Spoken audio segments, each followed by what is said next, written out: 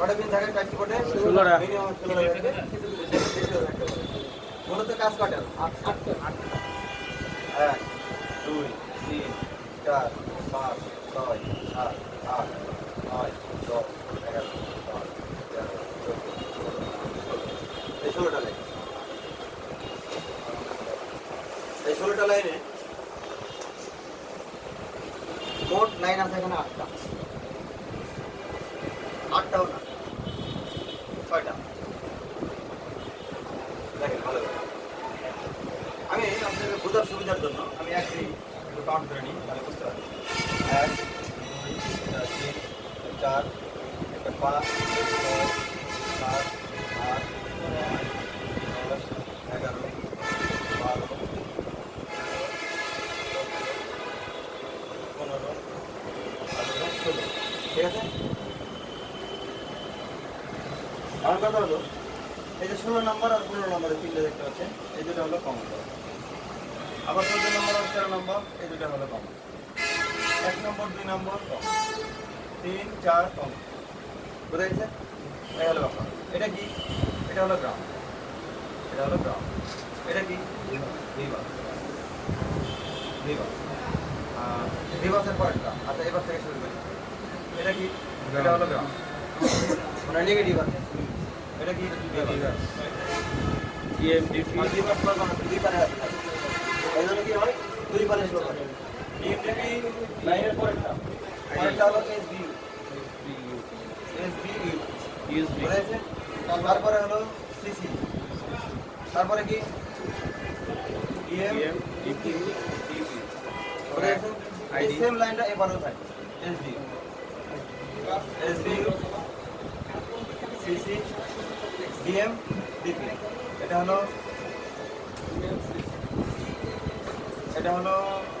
DM আর এটা হলো DP. ID না এটা এই হলো ব্যাপার। না সিসি ওয়ান ডিএম না DP DM DM DM DP DP. হ্যাঁ বুঝেছে জিনিসটা? আর হলো এসবিইউ একটা আলাদা আছে। এসবিইউ টোটালি একটা আলাদা line. SBU one SBU two CC one CC two. বুঝেছে জিনিসটা? তো দেখেন দোনো পাশেই কিন্তু দেওয়া আছে। দোনো পাশে সিসি আছে, দোনো পাশে এসবিইউ আছে, দোনো পাশে ডিপিডিএম লাইন আছে। তবে ডিপিডিএম যে লাইনটা আছে এই দোনো পাশে কিন্তু কমন করে দেওয়া আছে, অর্থাৎ একই লাইন। এডিপি আর এডিপি একই লাইন, আর এডিপি ডিএম আর এডিএম একই লাইন। হ্যাঁ মানে কমন করা আছে। আর এসবি সিসি লাইনটা আলাদা, এসবিইউ লাইনটা একটা আলাদা। তো দোনো পাশেই দেখেন এসবিইউ আছে, সিসি আছে। এই হলো ব্যাপার। এখন কথা হলো যে আপনি এই টোটালি 8টা লাইন বাদ দেবেন। এই 8টা লাইন আপনি বাদ দেবেন। এই একটা লাইন বাদ। তাহলে কি হবে? কাজ হবে না? কি হবে? কি সমস্যা হবে? চার্জার এক পাশে হবে আর উল্টে করে দিলে হবে। এই হলো ব্যাপার। বুঝলেন এই জিনিসটা?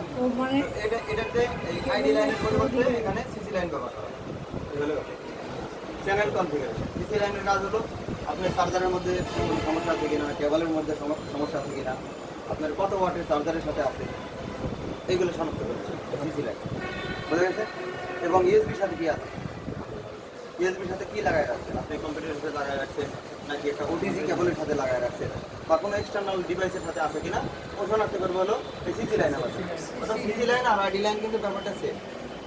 এটার একটু ভিন্নতা আছে, কিছু এক্সট্রা ফিচার আছে। কেবল ডিটেকশন, চার্জিং কারেন্ট ডিটেকশন আর হলো ইউএসবি ডিটেকশন। বুঝা গেছে জিনিসটা? আর বাটন ফোনে সরি আপনার হলো টাইপ বিতে যে হলো আইডি লাইন থাকে, এটা শুধু ইউএসবি শনাক্ত করতে পারে না, এটা শুধু কি শনাক্ত করে? দেখে এটার ক্যাপটা দাও।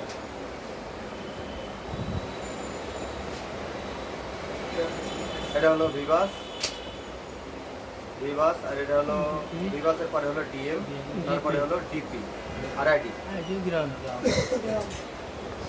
তখন একটা কথা ভুল বলেছিলাম, সেটা হলো যে এই সিসি লাইনের 3টা কাজ আছে। 3টা কাজ হলো যে হলো আপনার ইউএসবি ডিটেকশন, আপনার চার্জিং কারেন্ট ডিটেকশন আর হলো কেবল ডিটেকশন। মানে কেবলের মধ্যে যে সমস্যা থাকে সেটাও ডিটেকশন করে। অনেক সময় দেখবেন যে ব্রোকেন কেবল লেখা আছে, ব্রোকেন কেবল ঢুকাই দিই।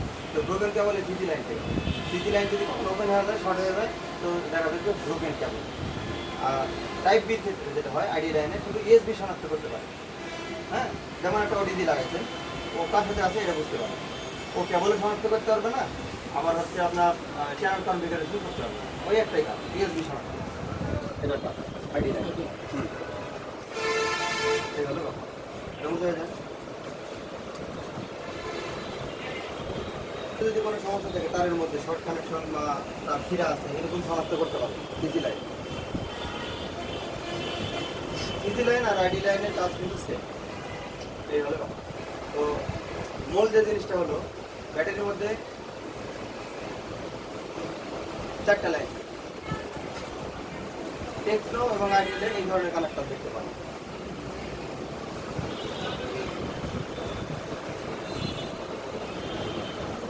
তো নিচে বেশিরভাগ নেগেটিভ থাকে, উপরে হলো ব্যাটারি প্লাস থাকে।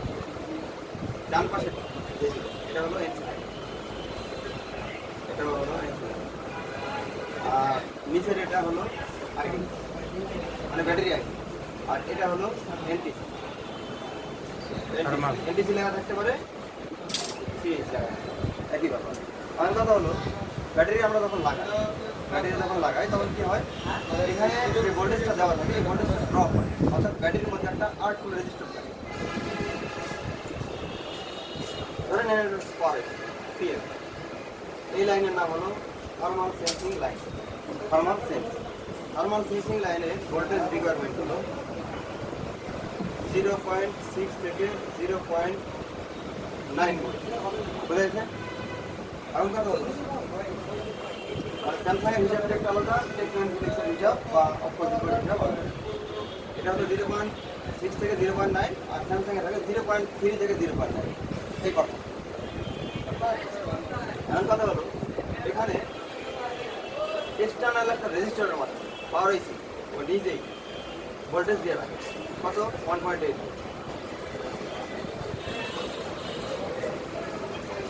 পাওয়ার আইসি একদিক দিয়ে ভোল্টেজ দিচ্ছে, একদিক দিয়ে ইনপুট নিচ্ছে। বুঝেছেন? এদিক দিয়ে কিন্তু ভোল্টেজটা দিচ্ছে আর এদিক দিয়ে নিচ্ছে। এখন কথা হলো, মাঝখানে যে কাজটা থাকে ব্যাটারিতে, সেটা হলো ভোল্টেজটা ডিভাইড করে দেয়। এটা ধরে নিন R1 রেজিস্টার মাধ্যমে এখানে ভোল্টেজ দেওয়া আছে সেন্সিং লাইন। আপনারা জানেন যে রেজিস্টার কখনো ভোল্টেজকে ড্রপ করতে পারে না, বাধা দিতে পারে না, শুধু কারেন্টকে বাধা দেয়। এখন এখানে 1.8 ভোল্টেজ আছে, এখানে কত পাবে? এখন যেহেতু R2 নাই, এখানে 1.8ই পাবে। তাহলে কী হবে? ও এরর মেসেজ দিবে, হয় টেম্পারেচার লো বলবে অথবা হাই বলবে। এখানে কত থাকতে হবে? 0.6 থেকে 0.9। আর কথা হলো, এই লাইনটাতে সরাসরি ব্যাটারিতে চলে আসে। আসার পরে আমরা যখন ব্যাটারিটা লাগাই, তো ব্যাটারির মধ্যে নেগেটিভের সাথে একটা R2 রেজিস্টার আছে, যেটা হলো থার্মাল রেজিস্টার। বুঝেছেন? এটা হলো থার্মাল রেজিস্টার, এটা হলো থার্মাল রেজিস্টারের শুরু। এরকম লেখা থাকতে পারে, থার্মাল রেজিস্টার, TH লেখা থাকতে পারে, এনটিসি লেখা থাকতে পারে, RT লেখা থাকতে পারে। বুঝেছেন? এই তিনটে লেখা থাকতে পারে। আর কথা হলো, আমরা যখন ব্যাটারি লাগাবো তখন R2 এর সাথে কানেক্ট করবে এবং কিছু ভোল্টেজও গ্রাউন্ড করে দেবে। তখন কী হবে? পাওয়ার আইসি বুঝতে পারবে এখন ব্যাটারি লাগানো হবে। বুঝেছেন? সাপোজ এই লাইনে এখন ভোল্টেজ আছে কত? 0.7। পাওয়ার আইসি বুঝবে কি যে এখনো থার্মাল লাইন। এই নিচে যদি চলে আসে তাহলে বলবে হাই, আর এর উপরে যদি চলে আসে তাহলে বলবে লো। বুঝে এই জিনিসটা আরেকটু সহজভাবে ধরেন,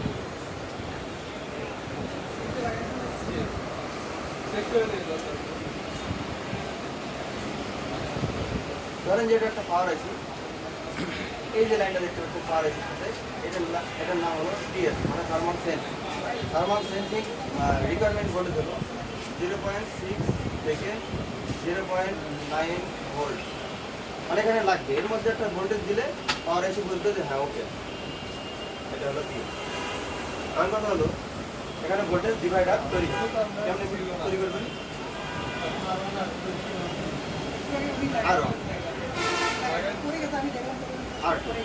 এখানে আমরা দুটো রেজিস্টার দিলাম,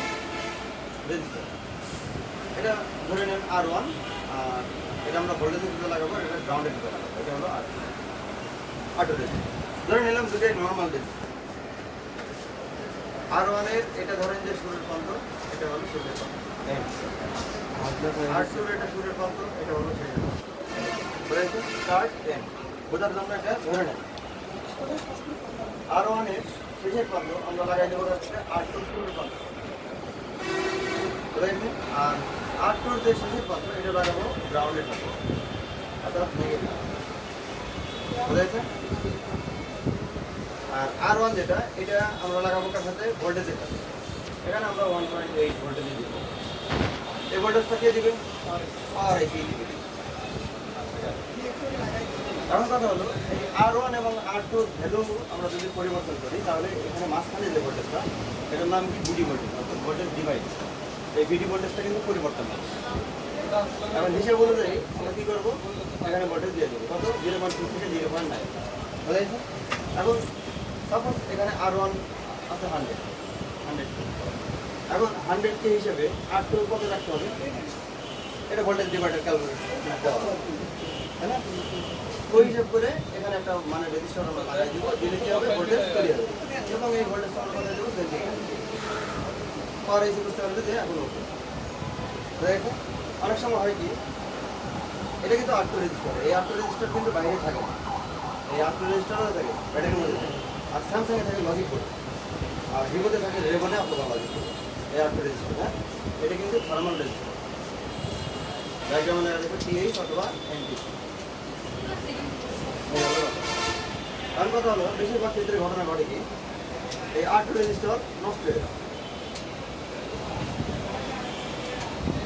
এখানে আর ভোল্টেজ পায় না। এখন বর্তমানে যেহেতু R1 নাই, এখানে ভোল্টেজটা এখন কি আছে? 0 ভোল্ট, কিছুই নাই। তো 0.6 এর নিচে, তাহলে কি বলবে? টেম্পারেচার হাই বলবে, টেম্পারেচার হাই বলবে। এখন আমরা R1 লাগাই দিই, R2 ধরেন যে নষ্ট হয়ে গেছে, ওপেন হয়ে গেছে, কোনো না কোনো কারণে। এখন কি বলবে? এখন মানে ঘটনা কি ঘটবে? এখানে ভোল্টেজ বেশি ঢুকে যাবে, এখানে 1.8 ঢুকে যাবে, এখানে যা দেবো তাই ঢুকে যাবে। টেম্পারেচার লো, 0.9 এর অনেক বেশি। এখন কি বলবে? টেম্পারেচার লো বলবে। টেম্পারেচার লো। এই হলো ব্যাপার। তো এইরকম থার্মাল রেজিস্টার অপো এবং ভিভোতে আপনার লজিক বোর্ডে থাকে, রেভনে থাকে। আর স্যামসাংয়ে থাকে, এটা হলো লজিক বোর্ডে, আর সাউন্ডে থাকে ব্যাটারি। ব্যাটারি চেঞ্জ করলে জি জি, ব্যাটারিতে এই ধরনের লেখা থাকে, দেখবেন এরকম লেখা থাকবে যে T প্লাস T মাইনাস, তারপরে দেখবেন যে এখানে লেখা থাকে NTC অথবা থার্মাল অথবা NTC অথবা থার্মাল, তারপরে লেখা থাকবে আই। যদি ব্যাটারিতে এরকম লেখা থাকে NTC অথবা TH, তাহলে বুঝবেন যে এই থার্মাল যে রেজিস্টার এটা ব্যাটারির মধ্যেই আছে, এটা লজিক বোর্ডে বা রেবনে নাই, সেটা যে ব্র্যান্ডের সিটি হোক না কেন। বোঝা গেছে? জি। আর যদি এখানে শুধু আইডি লেখা আছে, থার্মাল বা এনটিসি নামে, মানে টিএইচ বা এনটিসি নামে কোনো লেখা নাই, শুধু কি আছে? আইডি আছে, তাহলে বুঝতে হবে এই থার্মাল রেজিস্টার আছে লজিক বোর্ডে অথবা রেবনে। বোঝা গেছে জিনিসটা? ব্যাটারিতে থাকলে ওটা চেঞ্জ করলে ভিভোর অনেক কথা রেবনে দেওয়া যায়। হ্যাঁ, রেবনে থাকে। রেবনে একটা রেজিস্টার, ওটাই হলো থার্মাল রেজিস্টার। ক্যাপাসিটরের মতো দেখতে, কালো রঙের। ভ্যালু পাবেন কত? ইসির উপরে থাকে। ভ্যালু পাবেন হলো 70 থেকে 100 কিলো ওহমের মধ্যে, হ্যাঁ, এটার ভ্যালু। মূলত আপনারা যখন পরিমাপ করবেন তখন এটা 30 থেকে 70-এর মধ্যে থাকে কিলো। এটার ভ্যালু থাকে মূলত 70 থেকে 100, কিন্তু আপনারা যখন বোর্ডে পরিমাপ করবেন টেম্পারেচার অনুযায়ী এটার ভ্যালুটা একটু কম পাবেন, 30 থেকে 70 পাবেন। এর মধ্যে যদি থাকে তাহলে বুঝতে হবে ওই থার্মাল রেজিস্টারটা ওকে। বুঝা গেছে? এটা হলো ব্যাপার। এবং হিট দিলে কি হবে? ওটা কম বেশি হবে। হিট দিলে আস্তে আস্তে ওটা নামতে থাকবে খালি, আবার যখন ঠান্ডা হবে না তখন আবার আস্তে আস্তে বাড়তে থাকবে। এটা হলো ব্যাপার। বুঝা যাচ্ছে? আগেরকার টেকনোলজি একটা করতে একবারে কি লাগে আজকে সময় থাকে স্যামসাংয়ের জন্য, 0.3 ভোল্ট থেকে 0.9 ভোল্ট থাকবে কি লাইনে? থার্মাল গ্লেজিং লাইনে। আর অপো, ভিভো বা টেকনোলজিক্সের ক্ষেত্রে 0.6 থেকে 0.9-এর মধ্যে থাকবে, কিছু কিছু পরে 1.8 থাকতে পারে। বোঝা গেছে? এটা হলো সর্বোচ্চ। কিছু কিছু ফোনে 1.8ও থাকতে পারে। কখন? থার্মাল সেন্সিং লাইন যেটা।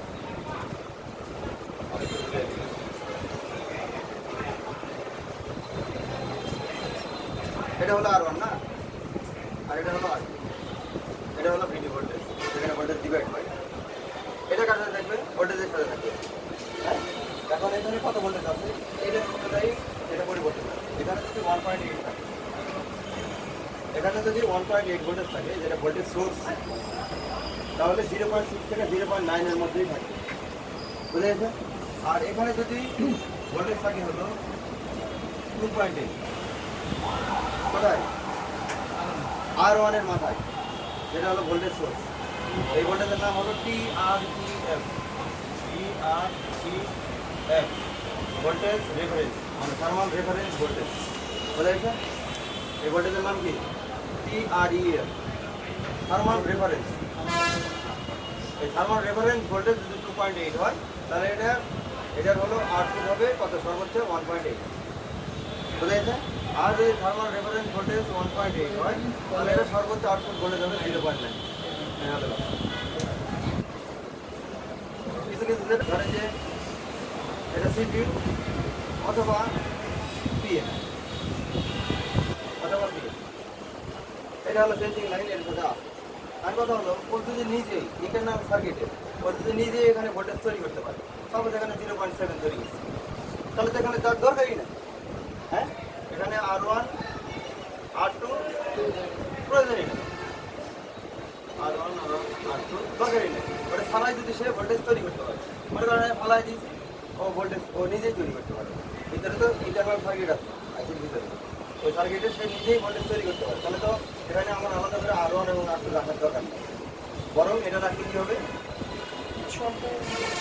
এটা রাখলে আরও ভোল্টেজ কম বেশি হবে, হয় হলো 0.3 নিচে চলে আসবে, অথবা 0.9 উপরে চলে যাবে। বরং এই দুটো রাখলে তখনই হচ্ছে টেম্পারেচার হাই লো।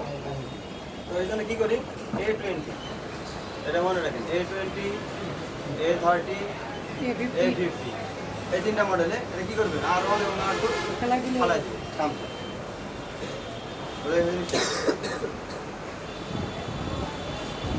আরেকটা যেটা এটা ধরেন যে স্যামসাং এর একটা লজিক বোর্ড, এটা ধরেন যে চার্জিং বোর্ড, এভাবে আছে।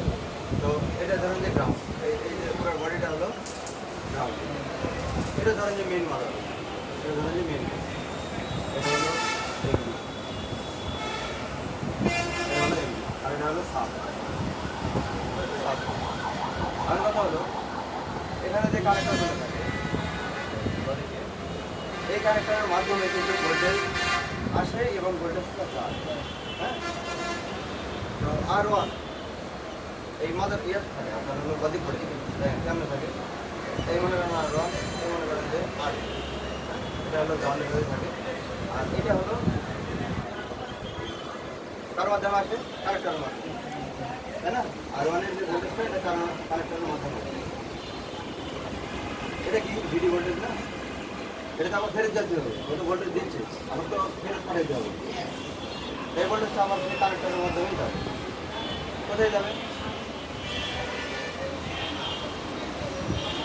ধরেন যেটা পিএন অথবা সিপি অথবা সিপি, এটা তো পাওয়ার এসি দিবে এই ভোল্টেজটা, এখানে যে ভোল্টেজটা দিচ্ছে পাওয়ার এসি দিবে, আমার পাওয়ার এসির মধ্যেই ঢুকছে। এক দিক দিয়ে বের হচ্ছে, আর এক দিক দিয়ে ঢুকছে।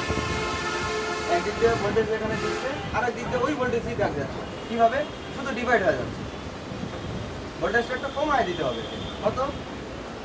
0.3 থেকে 0.9 এর মধ্যে রাখতে হবে। না বুঝলেন না ব্যাপারটা?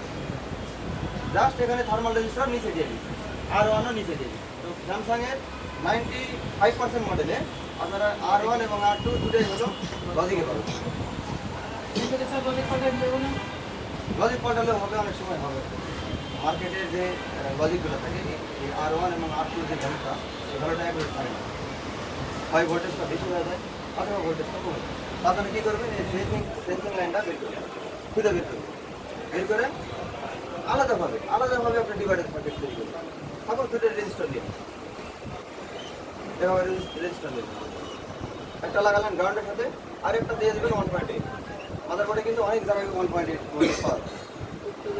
যেমন হলো ভিআই 1.8 কিন্তু সব জায়গায় পাবে। এই ধরনের এটা R1, এটা ধরেন যে R2। রেস্ট দিব এটা আলাদাভাবে আপনি কানেক্ট করে নিতে, মাদারবোর্ডের একটা ফাঁকা অংশ, হ্যাঁ, আলাদাভাবে লাগাই নেবেন। ইভিগুলোতে প্রয়োজন লাগাই নেবেন। নেওয়ার পর এই যে ভিডি ভোল্টেজটা, এখানে ভোল্টেজটা ডিভাইড করে নিয়ে কী করবেন, এটা মনে করেন যে নাই, এটা মনে করেন যে নাই, তো এখান থেকে লাইনটা কম্পার করে নিয়ে এখানে লাগাই দেবেন, সেন্সিং লাইনে দিয়ে দেবেন। বুঝলেন না কোনটা? হ্যাঁ, এখানে টিএস লাগা থাকে, টিএস থার্মাল সেন্সিং লাইনটা বের করে নেবেন। নেওয়ার পরে কী করবেন, এইভাবে যা লাগাই দেবেন। মানে ওকে ভোল্টেজ ডিভাইড করে বুঝাইতে হবে যে হ্যাঁ থার্মাল সার্কিট ওকে, সেটা ওকে বোঝাইতে হবে। মূলত সিপিইউ এবং পাওয়ার আইসি এরা বুঝে কাজ করতে ভোল্টেজের, বুঝলেন না ব্যাপারটা? ভোল্টেজ পাইলে ও ভোল্টেজ এর মধ্যে পাইলে ও বুঝবে যে হ্যাঁ ওকে, এর উপরে গেলেও বুঝবে যে সমস্যা, নিচে গেলেও বুঝবে সমস্যা, তখনই বলবে টেম্পারেচার হাই অথবা লো।